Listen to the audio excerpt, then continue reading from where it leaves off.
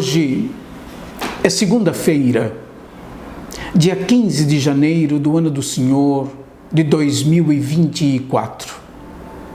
E o texto do Evangelho da liturgia de hoje é de Marcos, capítulo 2, versículos 18 a 22. Os discípulos de João Batista e os fariseus estavam jejuando. Então vieram dizer a Jesus: por que os discípulos de João e os discípulos dos fariseus jejuam e os teus discípulos não jejuam? Jesus respondeu: os convidados de um casamento poderiam, por acaso, fazer jejum enquanto o noivo está com eles? Enquanto o noivo está com eles, os convidados não podem jejuar. Mas vai chegar o tempo em que o noivo será tirado do meio deles. Aí, então, eles vão jejuar. Ninguém põe um remendo de pano novo numa roupa velha, porque o remendo novo repuxa o pano velho e o rasgão fica maior ainda.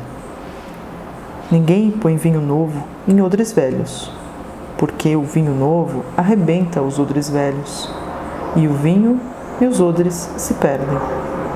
Por isso, vinho novo em odres novos. O trecho do Evangelho de hoje é uma controvérsia sobre o jejum, seguida de dois ditados sapienciais.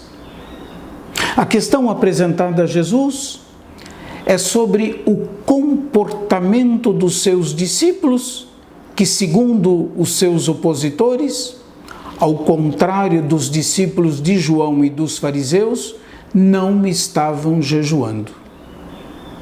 O Evangelho omite a ocasião na qual eles estavam jejuando. E por que razão? Em todo o Novo Testamento, este é o único trecho em que o leitor é informado de que os discípulos de João praticavam jejum. Nós sabemos que João Batista tinha uma vida austera, mas de seus discípulos nós não temos informação. Quanto aos fariseus, jejuavam 2 vezes por semana. É o que nós encontramos no Evangelho de Lucas, na parábola do fariseu e do publicano que sobem ao templo para rezarem. A lei de Moisés, por sua vez, prescreve o jejum 1 vez por ano, por ocasião do dia do perdão dos pecados, Yom Kippur. É o que nós encontramos em Lucas 16, versículos 19 a 30. É provável que aqui se trate de uma prática ascética do grupo dos fariseus e que esse grupo tinha a pretensão de impor como regra para todo o povo. Seja como for, a controvérsia sobre o jejum de Jesus com seus opositores é para ele a ocasião de afirmar o critério cristológico do jejum. Nesta nova etapa da história da salvação, isto é, o tempo do cumprimento da promessa de Deus, é a centralidade de Cristo que determina e orienta o jejum.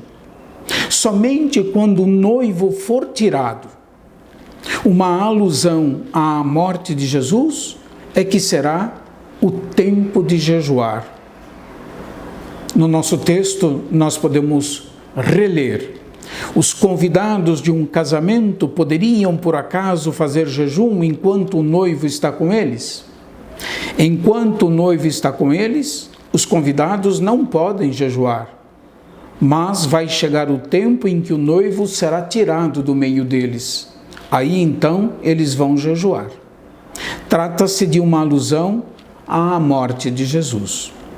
Os dois ditados sapienciais dos versículos 21 a 22 apontam, grosso modo, para a incompatibilidade entre o velho e o novo. Dito de outro modo, A revelação de Deus em Jesus Cristo exige deixar cair a rigidez farisaica na interpretação e na prática da lei, que põe de lado a misericórdia. Na interpretação que Jesus faz da lei, é devolvida à misericórdia o seu lugar central na prática religiosa.